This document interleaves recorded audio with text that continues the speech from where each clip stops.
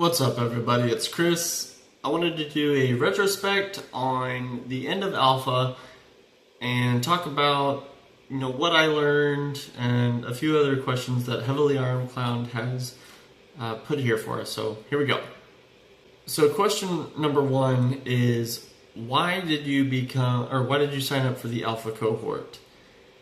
And I would say the main reason why is I wanted to get the full experience and all the benefits of my quartermaster package.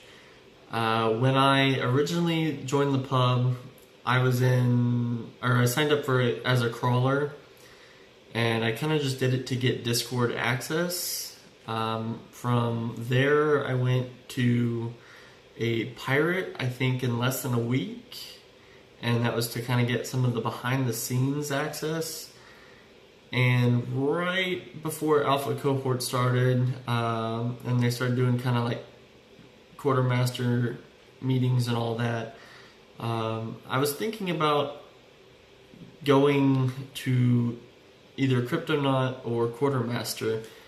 And so I was only in the pub for about a month. I was still new to the cryptoverse, but I wanted to still learn everything that I could, and I had no idea what yen was. I didn't know anything about it. I had talked to a few people about it on the Discord, and they would show me Raven Sky, thank you for kind of helping me and getting me through some of that stuff, learning me up on some real good knowledge.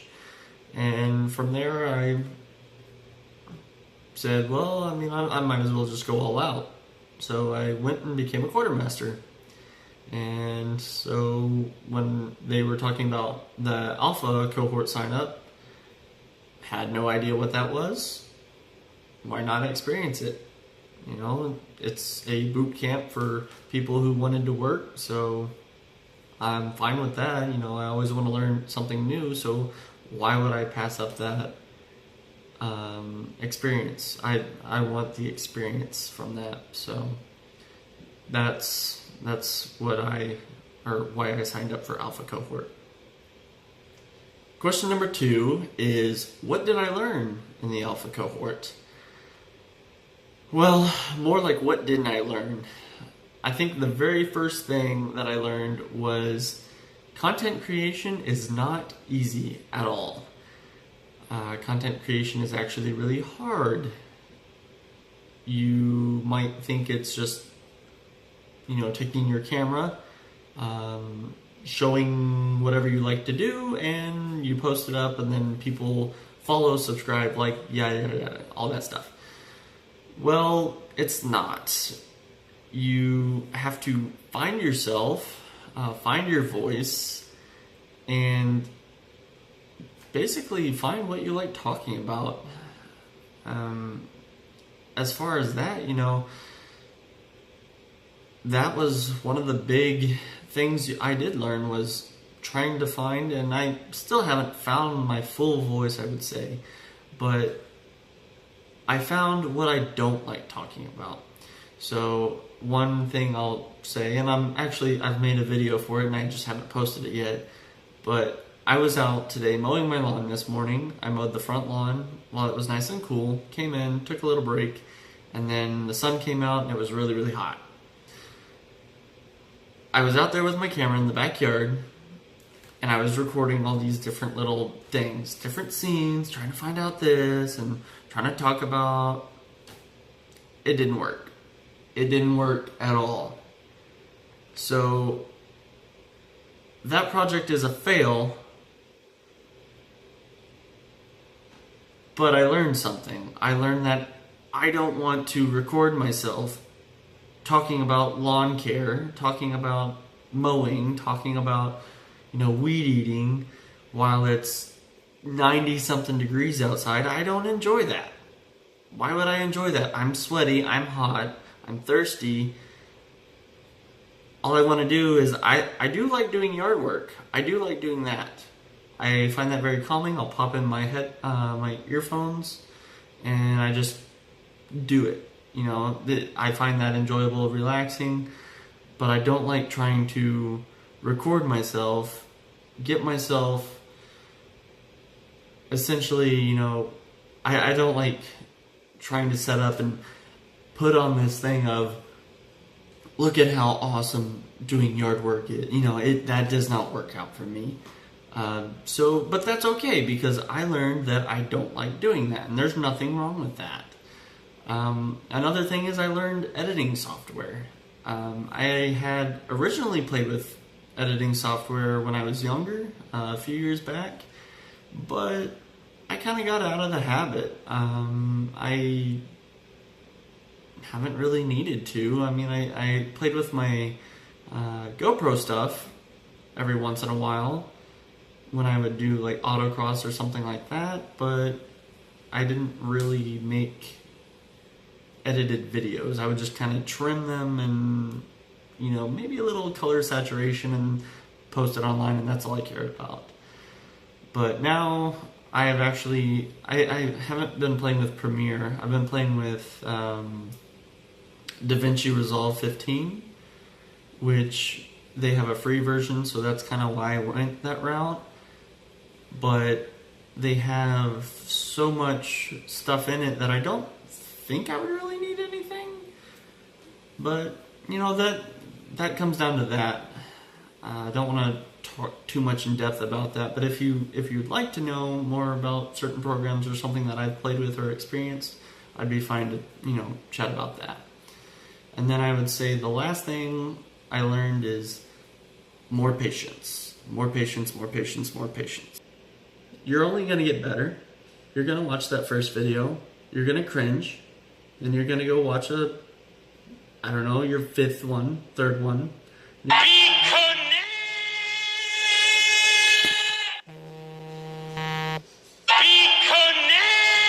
Now my wife says I'm a very patient person, and she's really proud of me because I'm a very patient person. What she means by that, I don't know. So you'll have to ask her that.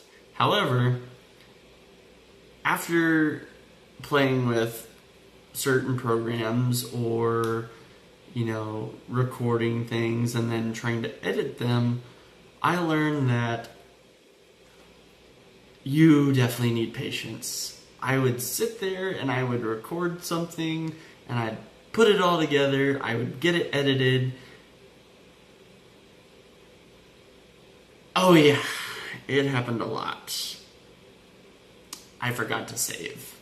Remember, they always say, save your work, save your work, save your work, save your work. Yep, I forgot to save. Guess what happens sometimes in the middle of a thing? It crashes.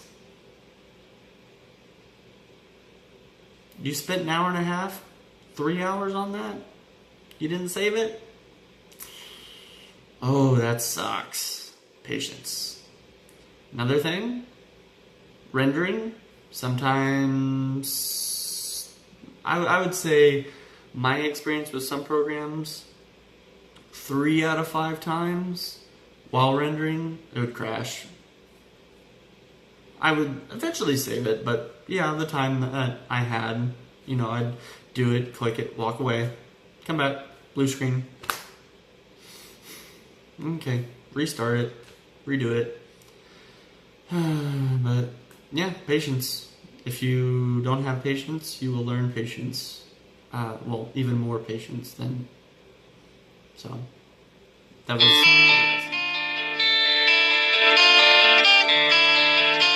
Question number 3 is, what did I find most difficult about Alpha Cohort?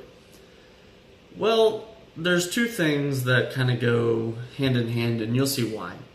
So the first thing, I think, or the absolute hardest, is taking that first initial step. Once you do that though, everything's easy because you just have to start. You have to do it. If you sit there and you say, oh, I don't want to do it, I don't want to make videos, this isn't going to be fun. You know, once you jump off, you do it, you jump off the cliff and just make the video, you post it up, it's done. You're done. That's all you need to do. Congratulations. Woo! You're a star! You know, but then it comes down to the second one after that, which is now you have to grind and figure out what works for you. So if you make a video and then you do that first initial video, well, you're gonna look at it, you're gonna sit there and watch it, and I guarantee you're gonna sit there and go, that is terrible. Keep at it. You're gonna have to keep grinding, and it's not the easiest thing. You're gonna have to find time to do it. Sorry, but people are probably wondering, hey Chris, where have you been? I haven't seen you make a video in a while. Life gets in the way. But I've still been recording, still been playing with editor, not as much, but you just gotta keep doing it. Do it when you have time. I'm still trying to improve. So yeah, that's what I find, to me, most difficult about this whole experience. Question 4 is, what did you find most rewarding?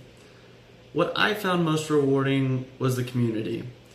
And so with the pub, you've got a lot of people in the pub, but then when you get to the Discord, you've kind of got the more serious, closer people who like to do that. But when you're in the cohort, then you have the people who are pretty much like your family, or even closer than, like really close family. And by that I mean they will really help you out in all aspects. So if you just want to talk to somebody, you can talk to them. If you need feedback, they are very positive. They're sitting here watching your videos multiple times, and they will sit there and say, I noticed you kind of didn't feel, like you. This video wasn't you. And you'll be like, yeah, well, that's because I don't know how to talk about that. And then somebody might say, well, try it this way. Talk about that. They're very positive, and they want to see you improve. And in return, you also watch their videos and give them positive feedback. So the community is the best part, I think, because it's not just all about you. It's all about everybody succeeding, everybody getting better, everybody moving the ball down the road. Just everybody's working as a team. It's no longer me, I. Like, look at how I can do better and how that. But it's how everybody gets better. And that's just the best thing about it. Question number 5. What advice would you give anyone who wants to be a beta cohort? Well, I've actually got 3 for this one. I had 2, and now I have 3 because you'll hear about that one last. So, number 1, take the first step. Jump off that cliff. Go ahead and do it. Once you do it, that part's over. That's really the hardest part. Number 2 is, just keeping at it. So, yeah, you're gonna watch your first video. You're gonna sit there. You're gonna say, I am terrible. I do not like watching myself. And, I still do that every once in a while. However, I see from my very first video to my 3rd video to my 5th video to my 7th video to my 100th video. I haven't even made that many. But as it goes on, I see how I've improved. And just keeping it, repetition, practicing with it, experimenting with different things, that's what's going to make you better. And then, sadly, yes, I only had 2, but now for the number 3, for advice of, for you guys who want to be beta cohorts, make sure your camera is actually facing the right way. I recorded this, I don't know, like 3 times now, and I wasn't paying attention, so I would say it, but the camera's facing back at my computer screen versus facing me, and I just wasted all that time being stupid. So make sure your camera's facing the right way, make sure you're recording, make sure your sound works before you decide to talk for 30 minutes and do that. So, duh, simple. Why not? It's the best. But on a real note, the knowledge you learn just from all the different ways. And finally, question number 6. Why should someone become a patron or cryptonaut to participate in Cohort 2.0? Why wouldn't you want to join the cohort? I just told you how awesome it was. But on a real note, the knowledge, the experience, all that stuff. Peter's going to go and teach you how to be a better communicator. That's what it's all about. It's not just, here's a few things and now you're instantly better. No, you're going to have to experience things. You're going to have to make these videos. It's going to take work required for you, but you're going to see how you improve. And it's not only just, okay, now I'm better at making YouTube videos. No, you're going to get better communicating with people in the real world. So if you're talking to a customer or talking to just somebody else and trying to explain something to them, so if you were trying to talk Bitcoin, you can say, okay, well, I realize that when I use certain words or phrases or whatever seems to get their attention, now I can focus in on that. You're going to learn how to basically get someone's attention and then keep their attention. And so you're learning that, you're learning how to talk, you're learning just how to all around become a better communicator. Then you also have the community, which is really close-knit. These guys and girls or whoever decides to join this community, and with Beta you're going to be, Alpha's going to be there with you guys trying to help you out, and I'm fine with watching some of your videos and giving you feedback. So that's what we're here for, is we're trying to build your product, build your confidence, build our whole community, and we're all trying to grow together. So positive feedback for you, you give me positive feedback, we realize what we can work on, we realize, maybe you have an idea but you don't know how to execute it, and you say, well, I like to do something like this, but I don't know what I need to do. Maybe somebody else has experience on that or can tell you how to communicate that and get your point across, so that way you can get followers or buyers or customers, anything like that. Lastly, on the why you should become one, is just try it. It's something new, it's something fun.